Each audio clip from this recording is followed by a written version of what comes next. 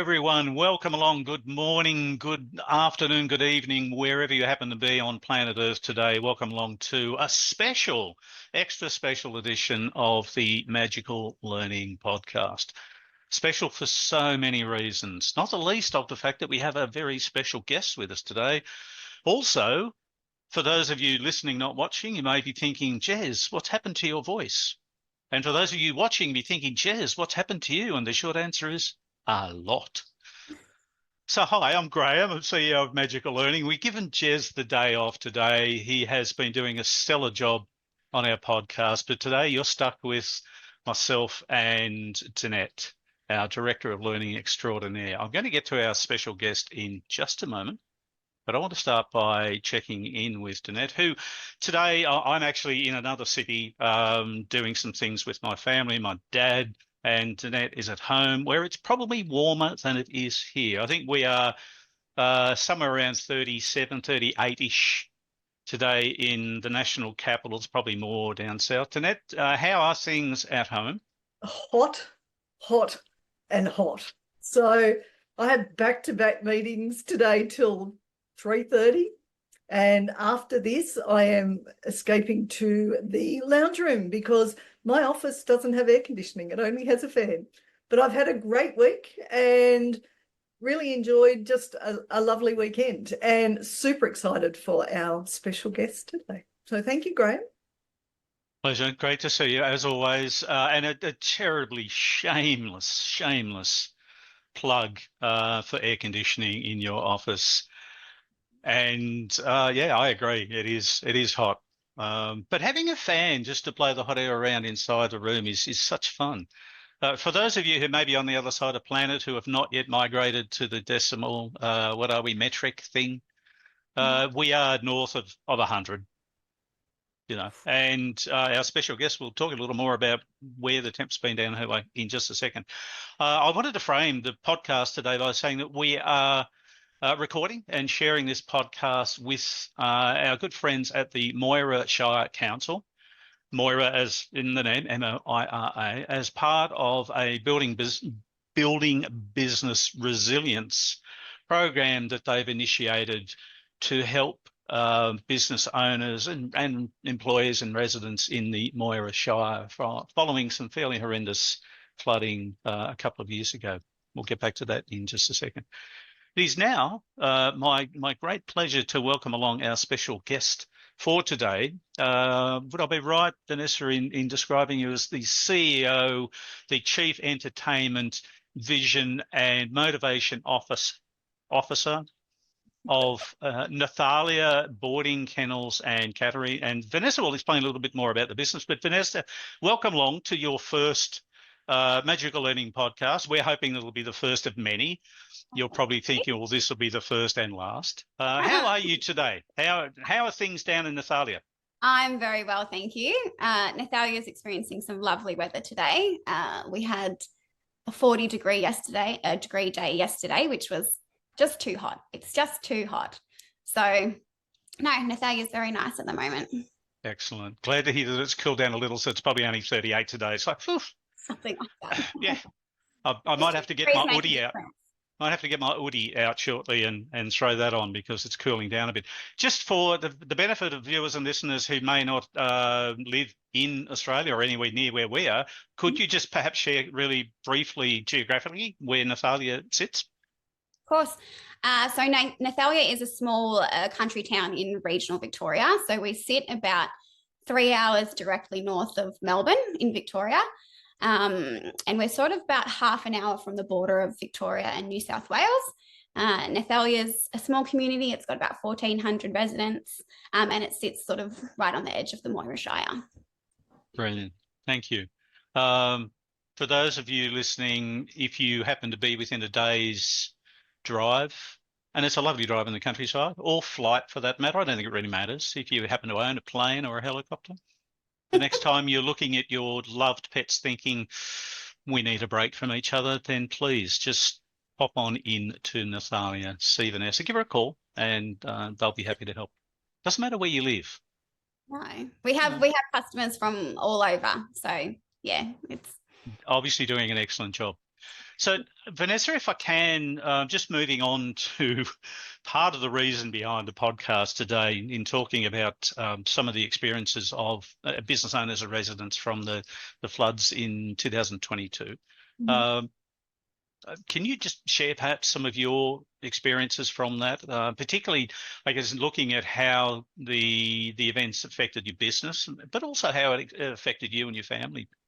Certainly. So Nathalia floods quite regularly. So it's on sort of a natural floodplain, and Nathalia will flood sort of every sort of 17 to 19 years historically. So I think we flooded in 72, 93, and then 2012. So that was along our river system. The floods in 2022 were a different river system to ours. So it affected sort of more the Shepparton, Echuca, Rochester area. But what it did happen is it cut us off, or it sort of secluded us from a lot of our customer base, because a lot of our customers don't come from the local area. We service sort of Shepparton and Echuca and Cobram. And for us, like Echuca, we were completely cut off from, because both access roads were completely closed. So McCoy's Bridge along the Murray Valley Highway was closed, and then Barmer ended up flooding, and that access route was closed as well. So for us, the 2022 flooding was almost the inverse of 2012. So 2012 impacted us very directly, because Nathalia and all of the surrounding sort of farmland directly around our business was flooded. And we are sort of 4 kilometres outside of the township of Nathalia, but we were cut off completely from Nathalia due to the floods. Whereas in 2022, because it was a different river system, it was almost the opposite. Our property sort of remained high and dry, but a lot of our customers were impacted to the point where a lot of them had to evacuate their homes. A lot of them, their homes were flooded, and they had to evacuate their animals. So that's sort of where we came in. We became a place for our customers who had to evacuate. They could send their pets to us. It's just that getting to us was quite difficult, particularly if you were coming from Echuca. Like, we had one customer who drove, I think it was nearly 2 hours out and around the floodwater to come to us, which is normally a 45-minute drive, because their access routes were all cut off. So, Nathalia is very, very adept at dealing with floodwater, because we are so used to it. But this was a completely different scenario for most Nathalians, because the water wasn't directing us, it was directing the land around us, essentially. So that's sort of our experience from 2022 and 2012. Yeah, thank you for sharing that. So given that difference, that would have meant you had to perhaps adapt to, from previous experience, to a new way of dealing with things. So I'm curious, what are some of the things that work, but also some of the things that you would next time go, we probably wouldn't do that? So Nathalia is almost very lucky in terms of the way that we flood, because we generally have a lot of time to prepare, because our river system, Numurkah, floods first. So Numurkah is 20 minutes sort of east of us, and they flood first. We can generally judge the water level from them, and then 2 weeks later that water comes down the river system and affects us. So we have a lot of time to prepare, and Nathalia is very lucky in that we have, I think we flooded, when Nathalia was its own shire, we built a levee system completely around the town, and then we also purchased a metal levee, so that the parts of the levee system that were open to roads, we could close them off and keep the floodwater within the river system. So obviously Nathalia knew how to do that.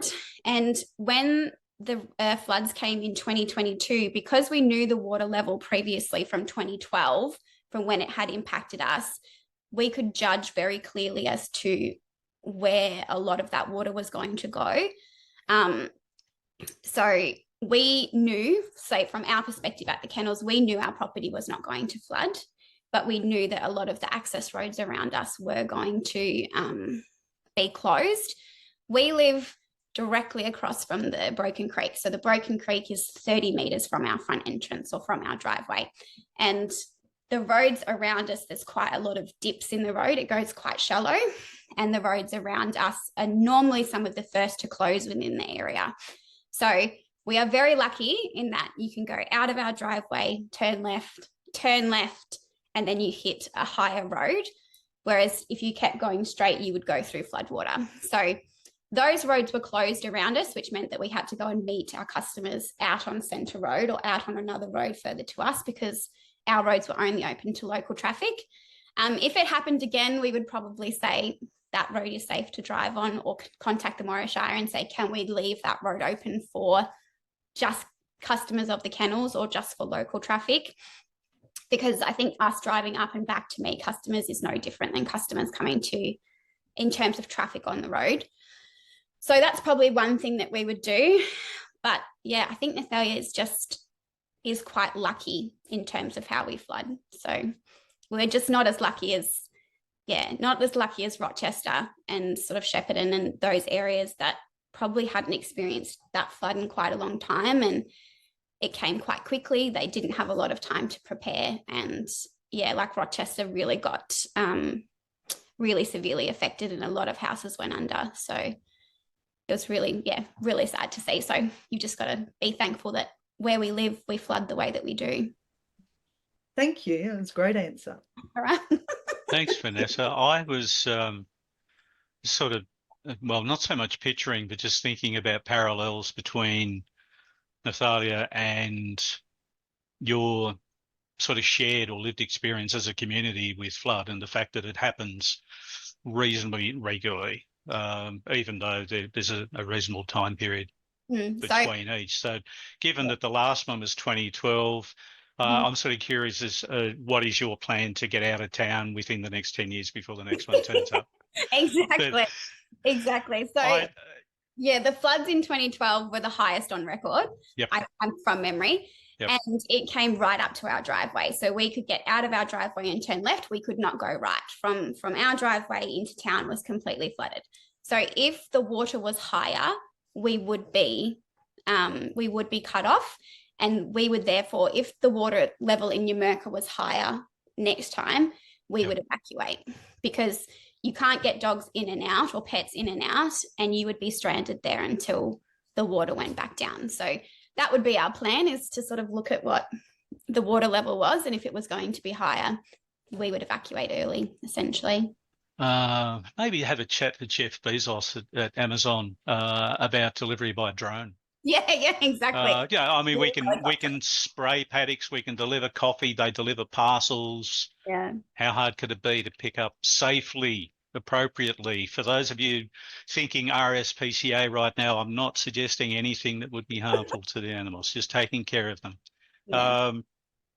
Going back to the community resilience thing, I'm curious about your thoughts on this idea that because we've experienced something, and it might not be identical, flood level's always a little bit different, it might come on a bit sooner, a bit later, whatever it happens to be, but it's like, well, we've been through this before, therefore it gives us that sense that we can get through this as well. Whereas if it's the first time I've ever experienced, my brain's going, I've no framework for thinking about how I deal with this.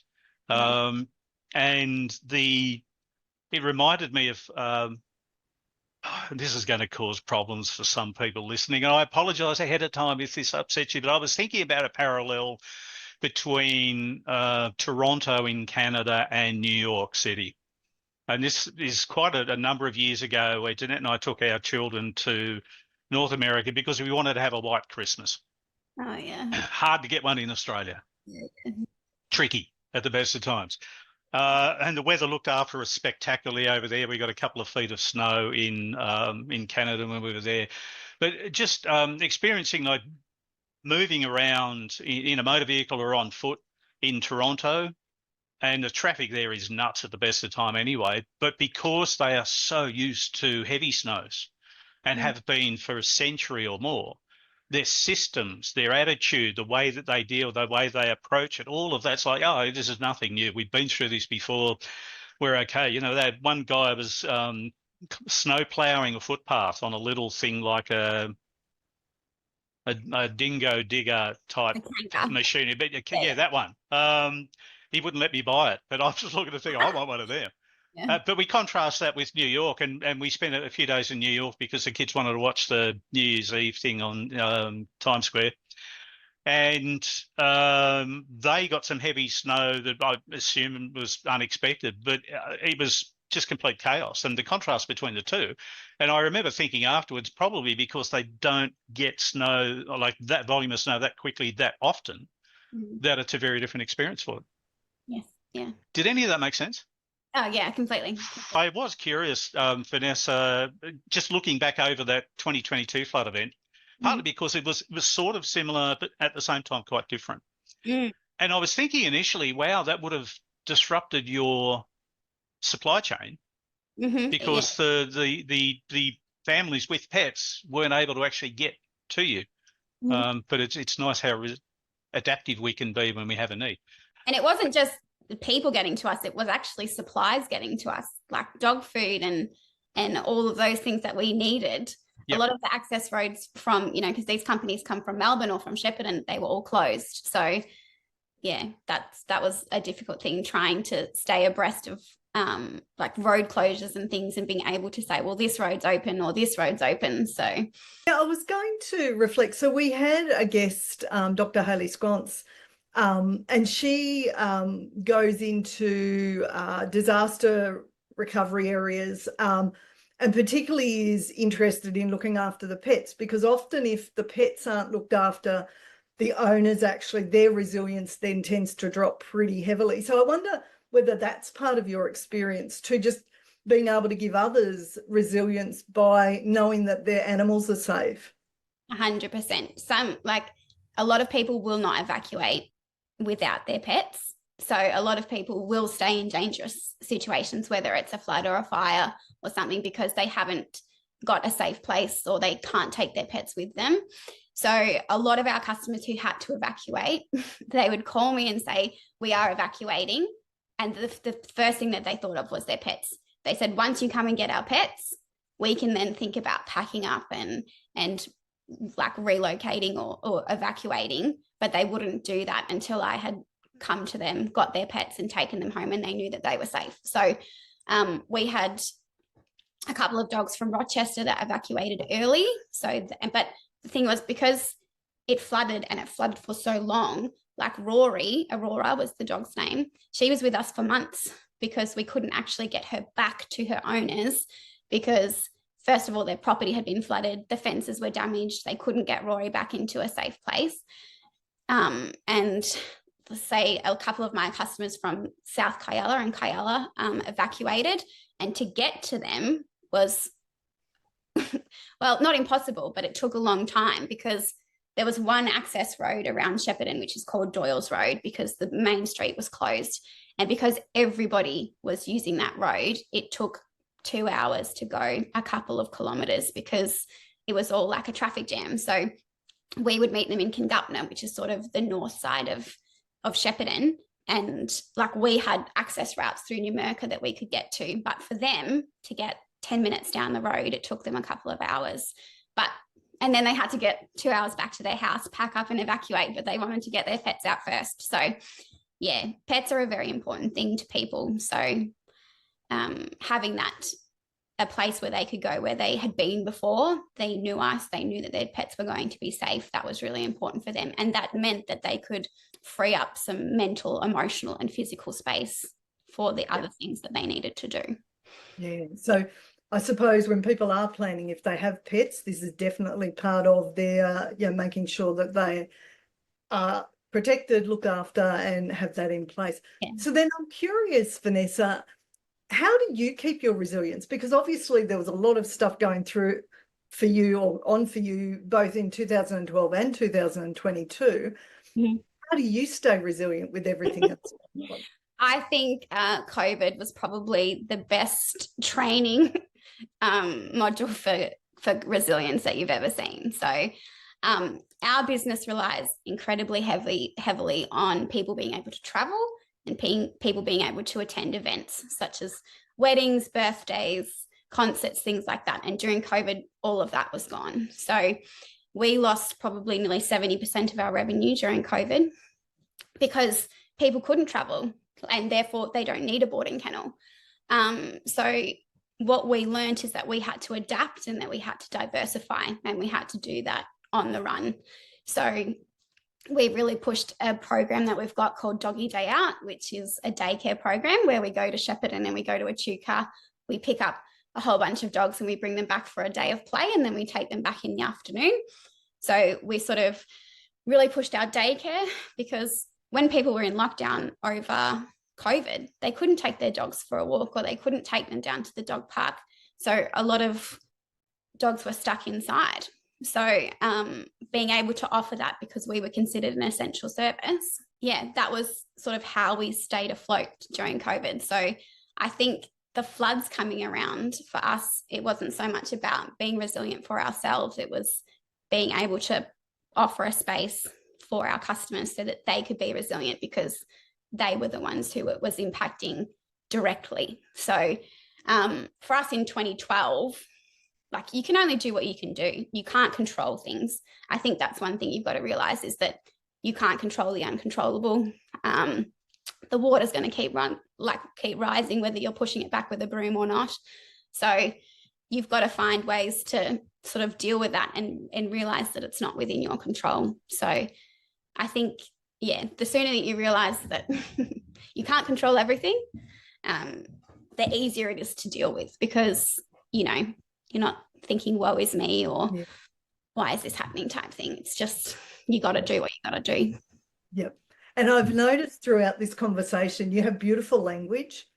So you tend to focus on what you can control. And in that language, it's really beautiful. And like you said, we're lucky and things like that. So you're recognizing that literally we can't control everything. And what you can control, you then go, okay, well, what are the things that we can do? So I just wanted to acknowledge that in you, because that is a really, like, what I've noticed with people, that resilience comes through in the language and the stories that they tell themselves. And you obviously have a really good language and story around that to support you and the business to move forward. So I think support is another thing for resilience, is because I was born in Nathalia. I've grown up in Nathalia. I've lived here for 34 years.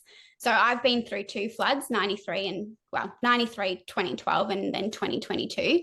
And I think knowing the Nathalia community and how they band together, I know that if I got on the phone, or if I put a post up on Facebook saying the kennels needs to evacuate or anything like that, I would have a stream of people from Nathalia that probably have never met me before. That would be like, I'll take a couple of dogs, put them in a crate, I'll put them in my backyard, or anything like that, until we can get them back to their owners. So I think knowing that you have a really solid foundation of support that you can fall back on means that your resilience is a lot higher, because you've got that support.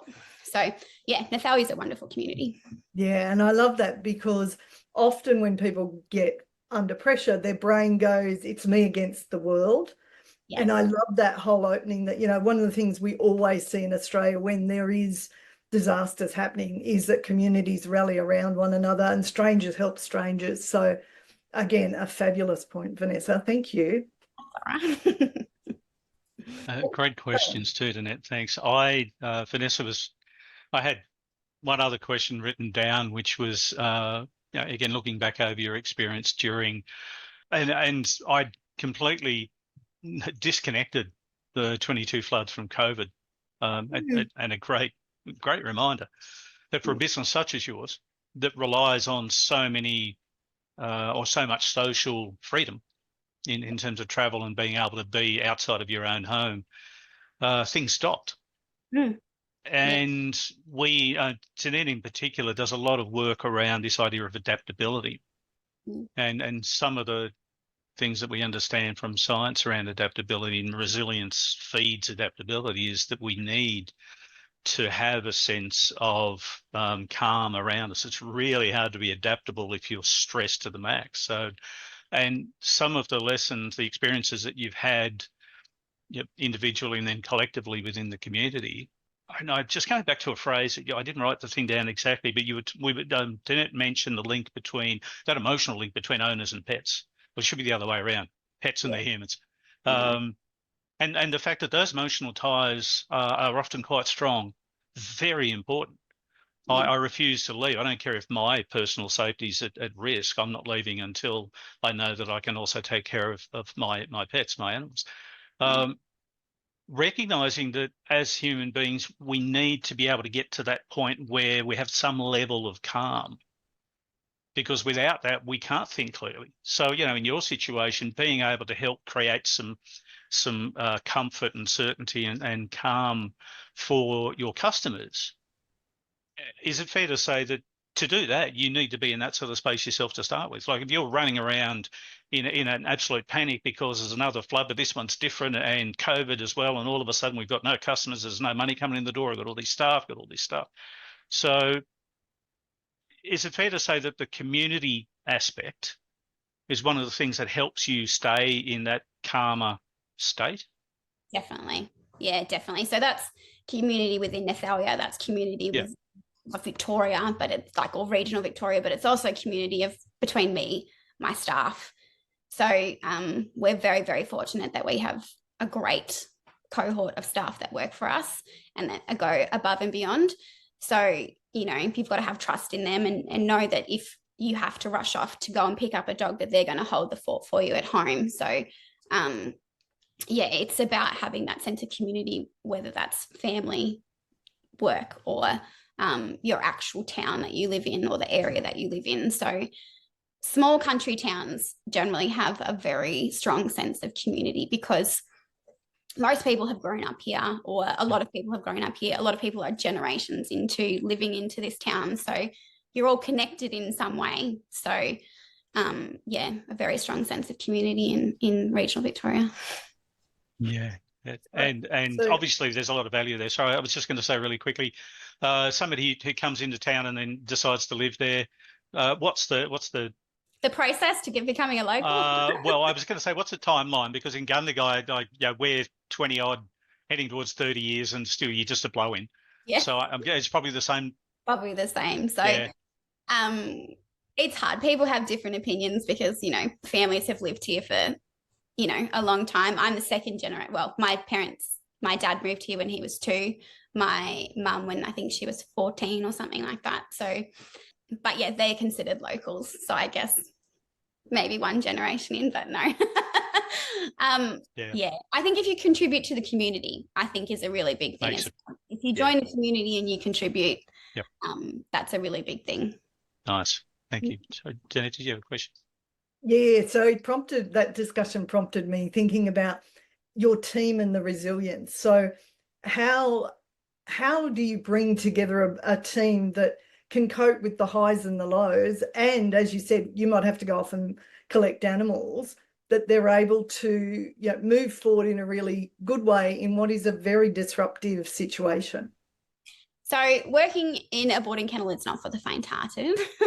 It's a lot of physical labour. It is a lot of physical labour. And the way that we run our boarding kennels, it's very much focused on socialisation and exercise. So we have 7 acres and we have 40 what we call day yards where the dogs are placed in social groups and they get to mix together. So you are on essentially high alert all the time because you've got all these different dogs and all these different personalities to deal with. So to sort of thrive in that environment, you have to have an inner sense of resilience anyway. So most of our staff are very practical, but obviously to work with animals, you have to have a sense of compassion and emotion. So, you know, you have to have this nice balance between practicality and logistical or logical and emotional and compassion. So which I think is probably a really nice mix of understanding for resilience, because you have that solid foundation of practicality, but you have that emotional component where you can connect to your customers or connect to whether they're human or whether they're canine or feline. So you have to have that balance. And sometimes it tips a little bit one way or the other, and you have to sort of do a bit of retraining to say, you know, this is what we would do in this scenario. This is how we would handle it next time. So yeah, but our staff are wonderful. So, and a lot of them have worked with us for a long time. So, you know, we've got staff that are going on 12 years, 5 years, 7 years, things like that. So you know, you've got to create a really good environment where they want to stay, because within the boarding kennel industry, there's not a lot of opportunities for progression. So, you know, you need to be able to offer them different things to help them stay within the industry. So whether that's upskilling or training in something different, or offering them the opportunity to go to workshops to further their education, it's things like that to make your team feel valued and really sort of a cohesive unit. So I can't remember the question now. I've talked to No, that actually answered it beautifully. And Vanessa, what I love about that answer is that, you know, we need both the sort of planning, logical type skills, but we also need the human side as well. And where it gets out of balance, you give feedback. And I'm thinking, you know, when, as Grahame said before, when we get under pressure, we tend to stress, and our brain tends to narrow its neural pathways. We tend to often get very practically focused. We lose the human side. And I love that, you know, they're the indicators. Okay, that balance is out of whack. How do we bring it back? And I suspect one of the things for resilience is being able to develop that people side, to go, okay, we know we're going to hunker down and get the practical stuff done, and to be a good community and to support each other. Working on those human skills also is super important. So we support not only ourselves, but others. So that was a fabulous answer. I don't even remember what the question was, but that was a brilliant answer. My philosophy as an employer or as a boss is that I will never berate one of my staff members for doing something that I wouldn't even say wrong, but for doing something potentially in not the way I would do it. Because everything is a learning opportunity. So you can say, look, I understand why you did what you did, but next time this is what I would do, or this is what we're going to do, or let's rehearse that, like go back over it and try it a different way and see how that feels. So that's sort of, again, about building resilience in your staff members, because you want them to feel confident and you want them to feel valued, but you also want to say, well, you know, talk me through, why did you do it that way? Like, what was your thinking process? Was it logical or was it emotional? And then what can we do with that information? And I love that curiosity, even asking that question around, you know, walk me through it, talk me through it, because it allows the other person to feel heard as well, rather than you're not listening to their way of thinking. So awesome. So much. We probably should have allocated twice the amount of time that we allocate for this. I love the everything as a learning opportunity. It's such a gorgeously open growth mindset approach to life and experience and working with people and working with animals. But we are sort of heading towards the tail end of this podcast for today, and I need to start to wrap up with probably the most important question, Vanessa, and I know many of our listeners and viewers will be wondering this. And to frame this, I saw a poster once, can't remember where it was, I should have bought it at the time, but the poster simply said, dogs have masters, cats have staff. Yeah, it's very true. Frame that way. You take care of other people's, both canines and felines. Which would you prefer? Which is better? Which is easier? I would never be able to answer that, because my staff, my customers would come for me. I personally have both cats and dogs, and I love them. So some people are very cat people and some people are very dog people. But for me, I love them both. And I have to say that because my livelihood depends on that. But the reason that people like cats and dogs differently is that they offer different things. So some people might be scared of dogs. They've had a bad experience when they're younger, but a cat is smaller. A lot of the times they're a little bit more aloof, but they can also be really cuddly. So that can offer them the companionship and the pet that they want without that sense of fear. Whereas people love dogs because they love exercising, they love the rowdiness, they love that companionship. So, and then other people love snakes and turtles and things like that. So so you've got to, you know, that's the thing about people, is you can't control their emotions, but, you know, so everyone should have a pet. Everyone deserves to have a pet, regardless if it's a rock, but they, you know, they need a pet. So That's my philosophy. It doesn't show up very well, but this is my pet rock. There's a story behind that. I got it from some lovely friends in Canada years ago. Any thoughts of expanding your empire to include a reptile park? Because we have some that you can come and take away, please. So one of my staff is very into reptiles, and so she does sort of house sitting for reptiles, but we could never do it where we are because of the licensing and things that you need. Yeah. And we've tried small pets before, like small mammals, so like guinea pigs and rabbits, but they are just so easily stressed in new environments that for me it's much more practical to get a house sitter or someone in to come and take care of them at home. Like that is better for their welfare. Or having a specialized facility that specializes in small mammals, because then there's not the loudness and the smells and things of all the other animals that can stress them out. It's based on that. So no, there are no plans to expand past dogs and cats. We have more than enough to go around. So on the one hand, I'm immensely disappointed. It's just me and snakes. It's a very long story. Yeah. On the other hand, it's a wonderful business lesson for anyone else out there thinking, or who might perhaps run a business at the moment, and just being really clear about why you exist, what your core purpose is, and becoming exceptional at that rather than trying to become everything to everybody. We are sort of heading towards the back end, and I had originally, Vanessa, thought what we should ask you, so what are your top 3 takeaways or lessons learned from particularly I did write those down too. Did you? So thank you for doing your homework. Much better at it than I am. So please share your top 3 takeaways. I can do them really quickly. So that's fine. Top 3 lessons learned is that information is key. So if you're dealing with sort of a natural disaster of some point, information is your best friend. So we were really fortunate that some of the locals in Nathalia ran what's called the local notice board Facebook page, which is where we got a lot of our information, which we could then, verify with the authorities or have confirmed.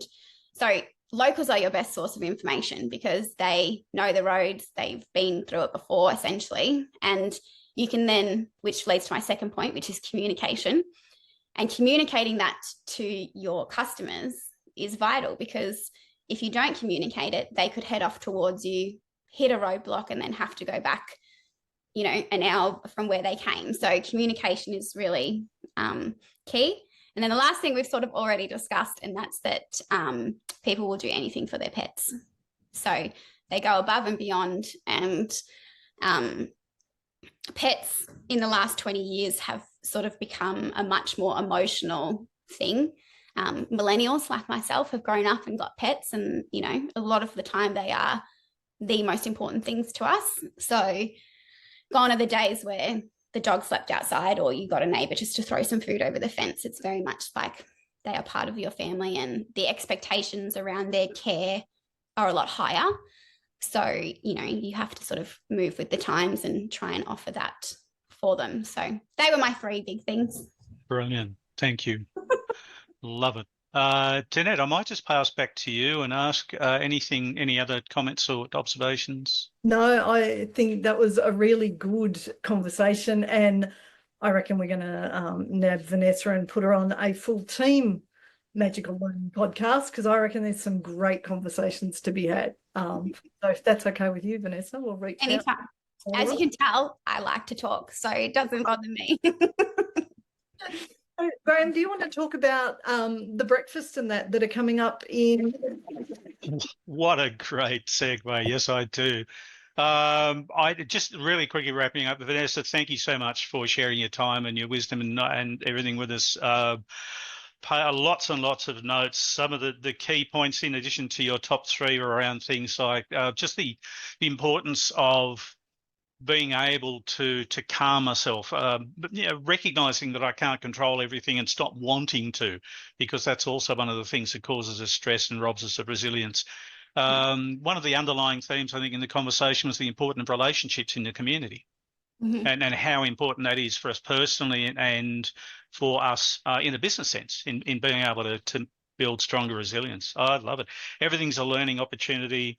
I love the doggy day out, and I was thinking, is that sort of like, we have two granddaughters where you take your grandkids for the day and fill them full of sugar and then hand them back. And I was thinking, no, that's not like that at all, Grahame. Don't even say that. We will edit that out in post. Vanessa, thanks again. Really appreciate it. For those of our audience today who are listening to or watching this podcast and thinking, well, clearly Nathalia Boarding Kennels and Cattery is the best business of its type on planet Earth. How do I find them? So how can people connect with you and find out more about what you offer? We have a website, which is nathaliaboardingkennels.com.au, but one of the best sort of indicators of who we are as an organisation and how we run and how the dogs and cats are cared for, you're best to go to either Instagram or Facebook. So we have a Facebook page, which is just Nathalia Boarding Kennels and Cattery. And then Instagram, I think our tag is Nathalia Boarding Kennels. We like to upload little reels and stories and things about what the dogs are actually doing, and it's a huge hit with our customers. So I love being able to see them when they're on holidays. So yeah. Nice. I'm curious as to whether you do you have any cats and cucumbers videos on YouTube? Just out of curiosity. No, I don't think I could do that to my cats. I just think I don't understand that at all. No. But there you go. So Vanessa, again, thank you so much. We will include links to your website and your social media channels, etc., in the video so people can reach out to you. It's been an absolute pleasure sharing some time with you today. So thank you so much. Before we finish, folks, I also want to say thanks to Danette again for her wisdom, her questions, her presence. Love it. This podcast is part of a program, an initiative being run by the Moira Shire Council. It is the Building Business Resilience Program, and I just wanted to flag some events that are coming up in the next couple of months. There is a breakfast event happening in Numurkah at the Shamrock Hotel on the 18th of February, so a couple of weeks' time. Again, we'll provide links at the end of the podcast today, so that if you're interested in finding out more information or you want to register for it, then you can do that. We have a special guest speaker, Kate Burke, who is pretty much a local. Kate's at Echuca, so next door. Kate has immense experience in agriculture, farming, and also, because being on the river, has a lot of her own experiences around flood and disaster events. So Kate's going to be an amazing guest speaker. That's a business breakfast, 18th of February. Following the breakfast, we also have two workshops that Danette and I are going to be leading. For those of you who are watching or listening to this podcast thinking, oh, Grahame's going to be there? Oh, I've got to get my hair done that day. Be nice. I'll just sit in the corner and I won't say anything. But please, if you are a resident or particularly if you're a business owner in the Moira Shire, this program is specifically for you. The workshops are happening on the 17th and 18th of March. So we've got two half-day sessions. One will be in Cobram. I think the other one is going to be back at Numurkah. Again, we'll provide links at the end of the podcast today, at the end of the video, so that you can find out more about that. But if you own or work in a business in the Moira Shire, we'll encourage you to please just block out those dates in your calendar. We're also going to provide some coaching and mentoring support to business owners throughout April and May as well. So it's a fairly big program of work that the Moira Shire have invested in to help business owners, employees, and by extension, the community. I think that's it from me. Again, Vanessa, thank you so much for being on the call today. Danette, thank you as always. And to everybody listening or watching, have a magical week.